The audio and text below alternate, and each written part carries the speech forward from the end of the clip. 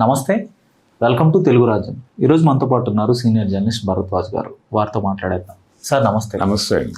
Sir, Vande Mataram 2 స్టాంజాలు కాదు 6 స్టాంజాలు పూర్తిగా.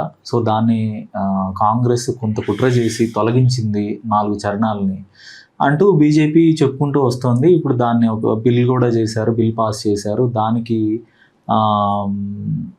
ఒక చట్టాన్ని కూడా తీసుకొచ్చారు. అంటే అది 6 స్టాంజాలు పాడకుండా 2 స్టాంజాలు పాడితే అది దేశాన్ని అవమానించినట్టు, దేశద్రోహం అంటూ చెప్తున్నారు. సో ఈ రోజు కూడా ఎర్రకోట మీద వందే మాతర గీతాన్ని పాడబోతున్నామని చెప్పారు, పాడారు. అయిపోయింది. సో అసలు దేశంలో ఇన్ని సమస్యలు ఉండగా ఒక గేయానికి సంబంధించి అది 2 చరణాల 6 చరణాల ప్రభుత్వం యంత్రాంగం ఒక పార్టీ అధికార పార్టీ మొత్తం ఆ చర్చ మీద కేంద్రీకృతం అయిపోయి ఈ సమస్యలన్నింటినీ పక్కదోవ పట్టిస్తుంది అనేది సామాన్యుడు వాదన. ఏమంటారు? ఈ సమస్యలుగా వాళ్ళు చూడటం లేదు, వాళ్ళు ఎమోషనల్ బ్రెయిన్ కంట్రోల్ అనేటువంటి ప్రోగ్రాంలో భాగంగా వాళ్ళ ఆలోచనలు వాళ్ళ ఆచరణలు నడుస్తాయి. వాళ్ళ కాన్ఫిడెన్స్ ఏంటంటే మనిషి బుర్రలోకి పాపం పుణ్యం స్వర్గం నరకం అనే 4 పదాలని ప్రవేశపెట్టి వాటి ఆధారంగానే ఇప్పటికీ స్టిల్ రన్ చేస్తున్నారు వాళ్ళు సమాజాన్ని. వాళ్ళు ఆ 4 తాళ్ళు చేతిలో పట్టుకుని రన్ చేస్తున్నారు అన్నిటినీ. పాపం పుణ్యం స్వర్గం నరకం, ఇదే కదా నెరేటివ్. కాబట్టి అక్కడ విజయం సాధించినప్పుడు అంటే ఒక భావాన్ని జనం బుర్రలోకి ఎక్కించగలిగితే అదే మనకి విజయాన్ని తెచ్చిపెడుతుంది. మనం ప్రజల బుర్రలతో గేమ్ నడపాలి తప్ప వాళ్ళకి ఏదో రోజువారీ బియ్యం ఇచ్చో లేకపోతే మరొకటి ఇచ్చో కాదు అనేది చాలా స్పష్టంగా వాళ్ళు 3 ఎన్నికల నుంచి స్పష్టంగా చెప్పేశారు ప్రపంచానికి. అంటే సంతుష్టీకరణ రాజకీయాల మీద విపరీతంగా ద్వేషాన్ని వెళ్ళగక్కారు ఇంతకు ముందు వరకు వాళ్ళు. కానీ 2014లో వాళ్ళు ఎన్నికలు వెళ్లే సందర్భంలో ఈ మతతత్వ రాజకీయాలను అయితే వాళ్ళు కొంత పక్కన పెట్టి మేము అందరినీ చేసుకుంటామని చెప్పారు. కేవలం వాళ్ళు 15 లక్షల కోట్లు స్విస్ బ్యాంక్ లో ఉన్న ధనాన్ని తీసుకొస్తాము, రూపాయి వాల్యూ తగ్గిస్తాము, పెట్రోల్ రేట్లు 50 రూపాయలకు తీసుకొస్తాము, ఇట్లాంటి మాటలే మాట్లాడారు. ఇవన్నీ ఉన్నాయి, ఇవి కూడా మాట్లాడతారు. కానీ బేసిక్ గొడవ ఏంటి? వాళ్ళు కాంగ్రెస్ పార్టీ సంతుష్టీకరణ విధానాలతో దేశాన్ని సర్వనాశనం చేసింది అనేది వాళ్ళ ప్రధాన ఆరోపణ. ఆ సంతుష్టీకరణ అనే కార్యక్రమాలు కాకుండా అవతల వాళ్ళని కంట్రోల్ చేయటానికి వాళ్ళకి మన బల ప్రదర్శన చేయాలి. అప్పుడు డబ్బులు ఇవ్వాల్సిన అవసరం లేదు ఎవరికి. భావోద్వేగాలు రెచ్చగొడితే భయం కలుగుతుంది, ఆ భయంతో ఓట్లేస్తారు. అలా మనం సమూహాలని భయపెట్టాలి, టెర్రరైజ్ చేయాలి. టెర్రరైజ్ చేయాలంటే మనకి ఇవన్నీ ఈ ఆయుధాలు చాలు మనకి. అంటే భారత్ మాతకి అంతే. ఇప్పుడు ఆ రోజున కూడా ఈ దేశంలో ఉండాలంటే వందే మాతరం పలికి తీరాలి అని గోడల మీద రాసి ఉండేది విపరీతంగా. గాయత్రి యోధల్ అనే పేరుతో ఒకటి, బజరంగ దళ్ళు, ఇంకా రకరకాల దళ్ళు, యువతీ దళ్ళు, ఇలా వీళ్ళు ఇంత మాట్లాడే బదులు రాజ్యాంగాన్ని తీసి పక్కన పెట్టేయాలని ఒక మాట చెప్తే అది ఉంది వాళ్ళ దగ్గర స్కీము. కానీ అది ఎక్స్ప్లిసిట్ గా వాళ్ళు ఎందుకు చెప్పరు? తీసేయండి రాజ్యాంగాన్ని, చెత్తబుట్టలేయండి. ఆ మాటలు వాళ్ళు చెప్తూనే ఉన్నారు, ప్రపంచానికి అర్థం కావట్లేదు. వాళ్ళు సమీక్ష అనే పేరుతో ఆల్రెడీ ఈ విషయాలన్నీ మాట్లాడుతూనే ఉన్నారు రోజువారీ. అందుకని ఇప్పుడు జరుగుతున్నటువంటి ఈ చర్చలు, ఈ గొడవలు, వీటన్నిటికీ పునాదులు వాళ్ళు ఆ రోజునే ఉన్నాయి. వాళ్ళు ఎమోషన్స్ మీద గేమ్ నడుపుతారు. బ్రెయిన్ కంట్రోల్ టెక్నాలజీ అంటారు దీన్ని. ఈ బ్రెయిన్ కంట్రోల్ టెక్నాలజీ ఆధారంగానే వాళ్ళ రాజ్యం నడుస్తుంది. అందుకని ఆ బ్రెయిన్ కంట్రోలింగ్ ప్రోగ్రాంలో ఒక ఎమోషన్ క్రియేట్ చేయాలి అనుకున్నారు వీళ్ళు. వందే మాతరం అది ఎక్కడి నుంచి పుట్టింది? అదేదో రవీంద్రనాథ్ ఠాగూర్ ఆలపించాడు అని చెప్తున్నారు, కానీ నిజానికి అది ఆనందమఠ్ అనేటువంటి నవలలో బంకించంద్ర చటర్జీ గారు రాశాడు. అది ఆనందమఠ్ నవల కూడా చాలా వివాదాస్పదమైన నవలుగా చెప్తా ఉంటారు. అది వేరు, ఆ చర్చ వేరు. అయితే ఆనందమఠ్ నవలలో నుంచి దీన్ని తీసి ప్రపంచం పాడుకోవటం మొదలుపెట్టింది. దానిలో ప్రభావవంతంగా ఉన్నటువంటి లైన్స్ తీసి ఒక పాటగా మార్చి దాన్ని పాడుకోవటం అనేది చేస్తున్నారు. దాన్ని గౌరవించారు కదా ఆ మేరకు. దానిలో ఆ మేరకు గౌరవించటం తప్పు అని చెప్పి ఆర్గ్యుమెంట్ ఏమిటి వీళ్ళది? ఇప్పుడు వాళ్ళేమో బంకిం చంద్ర చటర్జీ అనేవాడు దుర్మార్గుడనో లేకపోతే ఆ పాట దుర్మార్గమనో ఎవడో అనలేదు కదా. 4 చరణాలను అడాప్ట్ చేసుకున్నారు. నువ్వు 4 కాకపోతే ఆయన రాసిందంతా పెట్టండి, మొత్తం నవల చదివించండి జనాల చేత రోజువారీ పొద్దున సాయంత్రం రామాయణం పారాయణం లాగా. చేయకపోతే దేశద్రోహం కేసులు అని అనండి, తప్పేం లేదు దానిలో. మీ పిచ్చిని ప్రపంచ పిచ్చిగా మార్చడమే కదా మీ స్కీము. అది మార్చండి, ఎవడొద్దన్నాడు మిమ్మల్ని? ఇప్పుడు వీళ్ళు చేస్తున్నది ఏంటంటే అక్కడ వాళ్ళేదో రాశారండి, ఇది కాదు అకార్డింగ్ టు టెక్స్ట్ అంటారు వీళ్ళు ప్రతి.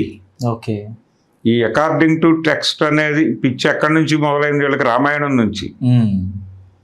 ఇప్పుడు ఎవరైనా రాముడి గురించి మాట్లాడాలంటే, ఇప్పుడు ఉదాహరణకి నేను ఈరోజు అనుకోకుండా ఎప్పుడో 70లో రాసినటువంటి ఎంవిఎల్ గారి కవిత్వం చదివాను.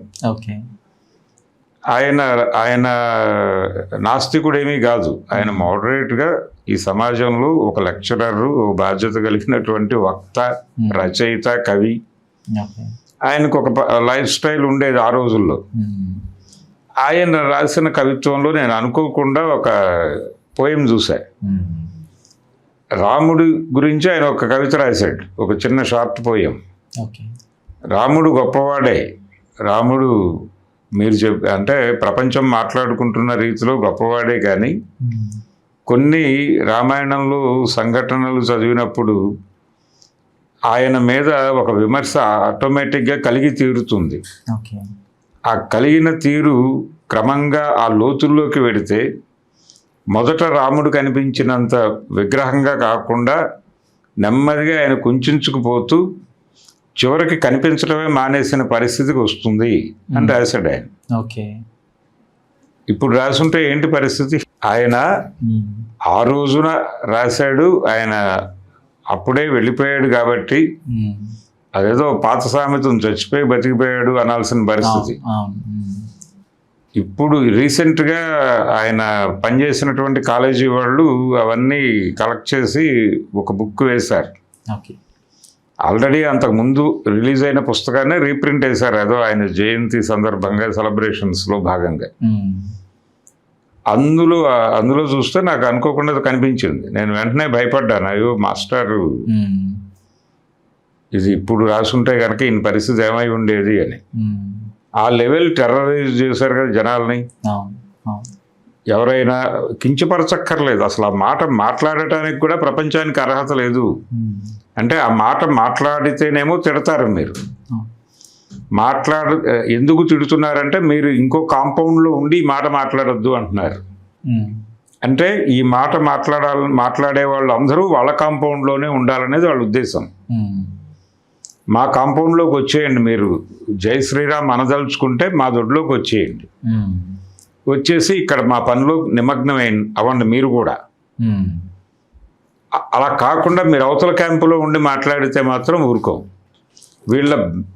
వీళ్ళ మెదళ్ళు ఏ స్థాయిలో ఉన్నాయంటే, నిన్న ఒక సినిమా రిలీజ్ అయింది, ఏది విశ్వనాథ్ అండ్ సన్స్ అని. దానిలో మనుషుల మధ్య ఉండాల్సినటువంటి రిలేషన్స్, వాటికి ఇవ్వాల్సినటువంటి విలువలు, ఏది ఎంతవరకు పట్టించుకోవాలి అనే అంశం మీద నడిపాడు. నడిపిన సందర్భంగా ఆ సినిమాలో ఒక క్యారెక్టర్కి 2 భార్యలు ఉంటారు. సమాజంలో 2 భార్యలని గౌరవప్రదంగా మెయింటైన్ చేసిన ప్రముఖులు చాలామంది ఉన్నారు. టాలీవుడ్లో కూడా ఉన్నారు, చాలా. కృష్ణ గారు ఉన్నారు. ఆయన విజయ నిర్మల్ గారిని వివాహం చేసుకున్న తర్వాత కూడా మొదటి భార్య గారితో పిల్లలు కలిగారు ఆయన. మహేష్ బాబు అలా పుట్టిన వ్యక్తి కాబట్టి వాళ్ళ గౌరవప్రదంగానే జీవించారు. అలాగే ఘంటసాల వెంకటేశ్వరరావు గారు, ఆయనకి కూడా 2 భార్యలు, 2 సంసారాలు. ఈ మధ్య ఆయన సెకండ్ వైఫ్ సరళ గారు, ఆవిడ పిల్లల్ని ఎవరో ఇంటర్వ్యూ చేశారు వెళ్ళి. వాళ్ళు మీ జీవితంలో సెలబ్రేటివ్ మూమెంట్స్ ఏమిటి అంటే వాళ్ళు చెప్పారు, మా ఫాదర్ మా ఇంట్లో ఉన్నప్పుడు మాకు సెలబ్రేటివ్ మూమెంట్స్ అండి అని చెప్పారు. అంతే. ఓకే. ఆయన వాళ్ళకి అన్యాయం చేయలేదు, వీళ్ళకి అన్యాయం చేయలేదు, వాళ్ళకే ఆస్తులు పంచాడు, వీళ్ళకి ఆస్తులు పంచాడు. ఆయన ఎవరిని ఇబ్బంది పెట్టలేదు. అలా ఉంటుంది. అంటే ఈ సినిమాలో ప్రేమ అనేది ఆయన వేరే ఇంకొక అమ్మాయి వైపు అట్రాక్ట్ అవుతున్నాడు, ఇంకో పెళ్లి చేసుకోవాలనుకున్నప్పుడు ఒక డైలాగ్ ఉంటుంది. అంటే మీ అమ్మ మీద 100% ప్రేమ ఉన్నప్పుడు నేను వేరే వాళ్ళ వైపు చూడలేదు, ఆ ప్రేమ కొంచెం తగ్గినట్టుంది ఏ కారణాల చేత అయినా, అందుకని ఇంకో వైపు చూశాను అనే డైలాగ్ ఏదో నడిపిస్తాడు. కానీ డైరెక్టర్ గారు అది కాదు. ఒకే వ్యక్తికి ఒకే టైంలో ప్రతి మనిషి అనేక అభిరుచులతో ఉంటాడు. ఓకే. ఒక ఏరియాలో ఒక ఆవిడతో కనెక్ట్ అవ్వచ్చు, ఇంకొక ఏరియాలో ఇంకొక ఆవిడ కనెక్ట్ అవ్వచ్చు. ఇది కాదు అని అనుకోవడానికి ఆస్కారం లేదు. ఇది భైరప్ప గారు కూడా వంశవృక్షం అనే నవలలో స్పష్టంగా రాశాడు. కాబట్టి ఈ నైతికత అని బెత్తం పట్టుకుని దాడికి దిగిపోతారు వీళ్ళు. ప్రతి దానిలోనూ సూక్ష్మంగా లోతుల్లోకి వెళ్ళిపోతారు వీళ్ళు. ఈ హిందుత్వ బ్యాచ్ వాళ్ళు వెళ్ళిపోయి వాళ్ళు ఈ సినిమా మొత్తం అంత అద్భుతంగా తీసిన సినిమాలో వాళ్ళకి అది దొరికింది. ఓకే. అది దొరికి విశ్వనాథ్ అండ్ సన్స్ కాదు, విశ్వనాథ్ అండ్ వైఫ్స్ అని కదా వీడు పెట్టాల్సింది టైటిల్ అని తగులుకున్నారు సోషల్ మీడియాలో. అసలు అది అంశమే కాదు ఆ సినిమాలో. ఓకే. అది ఒక దాన్ని కూడా ప్రస్తావించాడు. ప్రస్తావించి అక్కడ కూడా డెమోక్రటిక్ గానే ఉండాలి అని చెప్పాడు అతను. ఒక మంచి సంబంధాలతో ఉండాలి అని అండి చేస్తాడు. దాన్ని వీళ్ళు విచిత్రంగా అర్థం చేసుకుని దాడి మొదలు పెట్టేశారు. అలా ఉండకూడదు, వీళ్ళకేం సంబంధం. ఆయన ఒక అంటే బహుభార్యత్వాన్ని వ్యతిరేకిస్తున్నారా సార్ వీళ్ళు? అంతే. మరి ఆ లెక్కన బహుభార్యత్వం పురాణాల్లో కూడా చాలా ఉంది, ఎగ్జాంపుల్స్ ఉన్నాయి. ద్రౌపది ఉంది, దశరథుడు ఉన్నాడు, అనేకం. ఇప్పుడు ఏకపత్ని వ్రతం అనేది అడ్వాన్స్మెంట్ అనుకుంటే భారతంలో బహుభార్యత్వం కనిపిస్తుంది. రామాయణంలో ఏకపత్ని వ్రతంతో ఎండ్ చేస్తాడు. అంటే భారతం తర్వాత రామాయణం జరిగింది అనుకోవాలి అనే ఆర్గ్యుమెంట్ కూడా ఉంది చరిత్రలో. ఓకే. ఆర్గ్యుమెంట్ కూడా ఉంది. దానికి సంబంధించిన పుస్తకాలు కూడా కలవు. కానీ వీళ్ళ గొడవ వీళ్ళు ఒక మూర్ఖపు నైతికత గోలలో ఉంటారు. ఆ మూర్ఖపు నైతికత గోల ప్రజాస్వామ్యం అనే దాన్ని అంగీకరించదు. వ్యక్తుల ఇష్టాలని పట్టించుకోదు. నువ్వు ఇలా ఉండాలి లేకపోతే చంపేస్తామంటారు. అది వీళ్ళ గొడవ. అంత హింసోన్మత్తత ఉంది వాళ్ళ బుర్రల్లో. అది ప్రమాదం. అందుకని వాళ్ళు వందే మాతరాన్ని కానీ దేన్నైనా రచ్చ చేసి ఆ రచ్చ చేసి అవతలని భయపెట్టడమే ప్రోగ్రాం. ఇంకా సోషల్ మీడియాలో ఒక ఆర్గ్యుమెంట్ ఉంది సార్, దేశం ఉందా లేదంటే మతం ఉందా అనే ఒక ప్రశ్న లేవనెత్తినప్పుడు దాని కింద కామెంట్స్లో కొంతమంది చెప్పేది ఏంటంటే దేశమే ముందు అని నా మతం చెప్తుంది, సో నేను దాన్నే ఫాలో అవుతానని చెప్తారు. దేశం అని మతం ఎప్పుడు చెప్పదు. ఇప్పుడు దేవుళ్ళకి కూడా రాజ్యాలు ఉన్నాయనే విషయం ముందు గమనించాలి కదా వీళ్ళు. ఇప్పుడు కృష్ణుడు అనేటువంటి దేవుడిది ఒక రాజ్యం, అలాగే రాముడు అనబడే దేవుడు గారిది ఒక రాజ్యం కదా. ఆ పక్క రాజ్యాల వాళ్ళతో యుద్ధాలు చేసే రాజసూయము అనేది రాముడు ఎందుకు చేశాడు? మొత్తం ఏకఖండంగా ఆయన కంట్రోల్లోనే ఉంటే లేకపోబట్టి కదా రాజసూయం చేశాడు. ఖచ్చితంగా.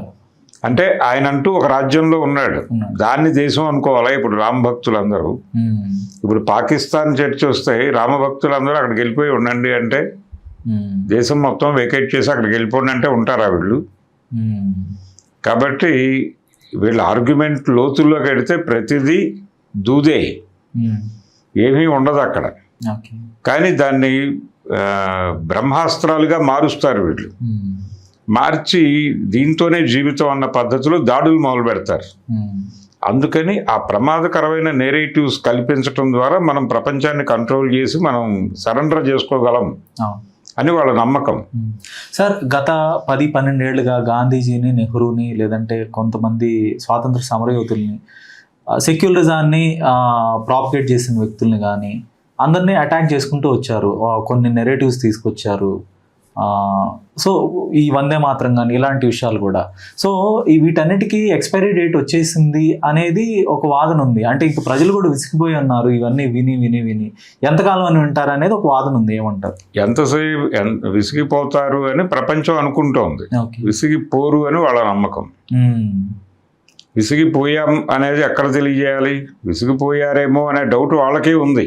ఓకే, ఇప్పుడు అందుకే కదా సార్ ఇప్పుడు ఆయన మోహన్ భగవత్ గారు కూడా, మోహన్ భగవత్ ఆయన సొంత అభిప్రాయాలు ఏమి మాట్లాడాలి, అది స్కీమే. జంజీని కొంచెం అప్పీజ్ చేసే ప్రయత్నం చేశాడు. అప్పీజ్ చేయటం ఎందుకు చేశాడు? చేయమని వీళ్ళే చెప్పారు ఆయనకి. ఆయనతో వాజ్పేయి డ్రామా ఆడించారు. ఆయనతో వాజ్పేయి డ్రామా ఆడించి ఆయనతో ఆ వేషం కట్టించి ఆ పాత్ర ఔచిత్యం అంటాం మనం, ఆ పాత్ర ఔచిత్యాన్ని పాటిస్తూ ఆయన మాట్లాడాడు ఆ రోజు. అంతే తప్ప వారి ఆత్మ ఒకటే. వాళ్ళ మధ్య విద్వేషాలు ఉన్నాయి, వాళ్ళ మధ్య దారుణమైనటువంటి గొడవలు ఉన్నాయి, ఇవన్నీ కాదు. అంతిమంగా వాళ్ళందరూ ఒకటే. అందుకని ఇప్పుడు ఆయన వందే మాతరం అనేది ఒక ఎమోషన్ రైట్ అవసరం మనకి అని అనుకున్నారు.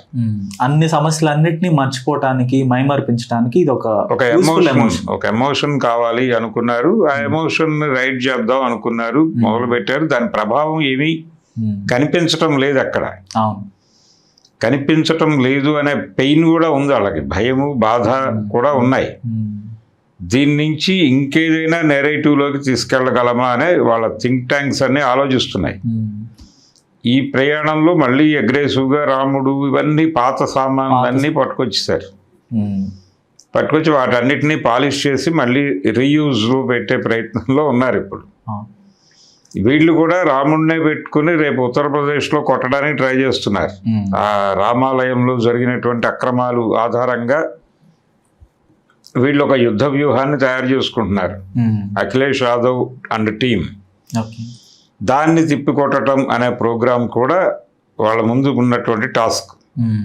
అందుకని వాళ్ళు కాంగ్రెస్ పార్టీని, పాత నాయకుల్ని వీళ్ళందరినీ రోడ్డు మీద పెట్టి ఇష్టం వచ్చినట్టు తిట్టేసి ప్రజల బుర్రల్లోకి ఎక్కించేస్తే వీళ్ళు వాళ్ళతో డిస్కనెక్ట్ అయిపోతారు అనేది ఇప్పుడు వాళ్ళందరూ వాళ్ళ హ్యాండిల్స్ అన్నిటికీ పెద్ద పని పెట్టారు ఇప్పుడు. అందుకని రోజువారీ జిన్నాని తిట్టుట. నేను మొన్న ఎవరో ఒక పార్లమెంట్ మెంబర్ బీజేపీకి చెందిన ఆయన రాహుల్ గాంధీ జిన్నా వారసుడు అన్నాడు. ఒక రకంగా కరెక్టే వారు చెప్పింది, నేను కూడా అంగీకరిస్తాను. ఏ రకంగా అంటే వారు గాంధీ, రాహుల్ గాంధీలో గాంధీ ఉంది కదండి, ఆ గాంధీ అనేది వీళ్ళ పేరు వెనక్కి ఎలా చేరినప్పటికీ ఆ గాంధీ కమ్యూనిటీ జిన్నా కమ్యూనిటీ ఒకటే. అవును, జిన్నా కూడా హిందువే. హిందూ మాత్రమే కాదు, బనియా. ఆయన బనియా వ్యాపారస్తుడు, కోమటి. ఓకే, వారు కోమటే వీరు కోమటే. జిన్నా తండ్రి మతం మారాడా సార్? లేదు, జిన్నానే మారాడా? జిన్నా గారు మారలేదు, వారి ముందు తరంలోనే మారారు. వాళ్ళ ఇంట్లో హిందూ మతమే నడిచేది. ఓకే, వాళ్ళు ఇస్లాం ప్రాక్టీసింగ్ బ్యాచ్ ఏం కాదు. ఆయనకు తెలియదు మసీదులోకి వెళ్తే ఏం చేయాలో కూడా ఆయనకు తెలియదు. ఓకే, ఇది ఎవడన్నా క్వశ్చన్ చేస్తాడని నేను నాస్తికుడిని అనేవాడు ఆయన. అవును, స్వయంగా ప్రకటించుకున్నాడు ఆయన నాస్తికున్నాను. కాబట్టి ఆ నాస్తికత్వం దేనికన్నాడు ఆయన? అక్కడికి వెళ్తే ఇబ్బంది కలుగుతుంది కాబట్టి. ఆయన పెద్ద ఈ పర్షియన్ లాంగ్వేజో మరొకటో ఫ్లూయెంట్గా మాట్లాడే మనిషి ఏం కాదు ఆయన. ఓకే ఓకే, ఆయన ఇంగ్లీష్ ఫ్లూయెంట్గా మాట్లాడతాడు, హిందీ అద్భుతంగా మాట్లాడతాడు. అలా ఆయన మనసులో హిందువే ఆయన అన్ని విధాలుగాను. వాళ్ళు ఎందుకు మతం మారాల్సి వచ్చిందంటే ఆ మతం మీద నమ్మకంతో మారలా వాళ్ళు. వాళ్ళు చేపల వ్యాపారం చేసేవాళ్ళు. గుజరాత్ తీర ప్రాంతం. ఈ చేపల వ్యాపారం చెయ్యొద్దు అని బనియా కమ్యూనిటీ వాళ్ళు ఆర్డర్ వేశారు ఆయనకి, చెయ్యొద్దు, అలా చేస్తే గనక కుల బహిష్కరణ చేయాల్సి ఉంటుంది అని. మీరు కుల బహిష్కరణ చేయక్కర్లేదు, నేను మతమేం బహిష్కరించి వెళ్ళిపోతున్నాను, ఇస్లాంలో చేరిన తర్వాత మీరెవరు నా జోలికి రారు కదా అన్నాడు ఆయన, వీళ్ళ తండ్రి గారు. అని వారు అలా అందుకు వ్యాపారం కోసం వెళ్ళాడు అంతే తప్ప వారి ఇంట్లో పద్ధతులు ఇవే నడిచేవి. అందుకని ఆ యాంగిల్లో చూస్తే రాహుల్ గాంధీ ఆయన వారసుడు, జిన్నా వారసుడు అనడంలో తప్పేం లేదు. వీళ్ళందరూ ఒకే స్కూళ్ళలో చదువుకున్న బ్యాచ్ కూడా. ఆ లెక్కన అంబానీ కూడా జిన్నా వారసుడే అవుతాడు కదా సార్? ఓకే, డెఫినెట్ గా అవుతాడు. వీళ్ళందరూ అదే కదా, జిన్నా వారసులే. గుజరాత్ మూలాలే అందరూ. అవును, ఈవెన్ జిన్నా కూడా గుజరాతీ. గుజరాత్ ఒకటే కదండి, కస్తూర్బా ఊరే అయింది కూడా. ఓకే, వాళ్ళందరూ ఒకే స్కూళ్ళలో చదువుకున్న బ్యాచ్ అది.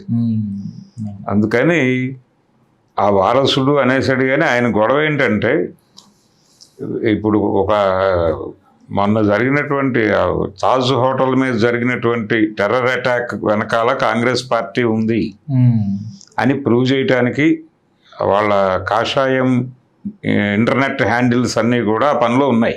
ఓకే, ఆ రోజుల్లో వీళ్ళు విపరీతంగా సహకరించారు.